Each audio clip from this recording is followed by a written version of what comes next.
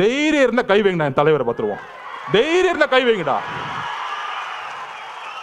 என்ன அதிகாரம் இருந்தா, போலீஸ் இருந்தா, தைரியம் இருந்தா முதல் வீட்டுக்குள்ள போயிடுங்க. நான் கேட்கிறேன், ஒட்டு மொத்த காலேஜில் இருக்க இளைஞர்களும் உங்க வீடு தேடி வருவாங்க, ஞாபகம் வச்சுக்குவாங்க. ஆயுத எழுத்து படம் பார்த்திருக்கீங்களா?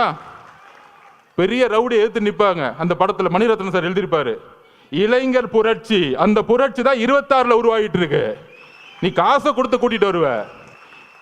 அதுக்கு நான் உதாரணம் சொல்லிடுறேன். நாமக்கல்ல இருந்து கரூர் வந்துட்டு இருக்காரு அண்ணன், நான் உள்ள இருக்கிறேன். அதுக்கு முன்னாடி ஒரு பெரிய காலேஜ் இருக்கு மேடம், மதியானம் என்ன நடந்தது? குமாரசாமி காலேஜ்ல இருந்து 5000 ஸ்டூடெண்ட்ஸ் ஓடி வருவாங்க. நான் 2 கிலோமீட்டர் பார்க்குறேன். அண்ணன் பார்க்குறாரு, என்னப்பா அங்கேருந்து ஒரு கூட்டம் ஓடி விட்டது, என்னப்பா அது அப்படிங்கிற. ஒட்டுமொத்த காலேஜும் ஓடி வராங்க, ஃபோன் எடுத்துட்டு வந்துட்டு இருக்காங்க. அதுல நண்பர்களே, இதுதான் மிகப்பெரிய விஷயம். அதுல 5000 பேத்துல 3000 போது பெண்கள்.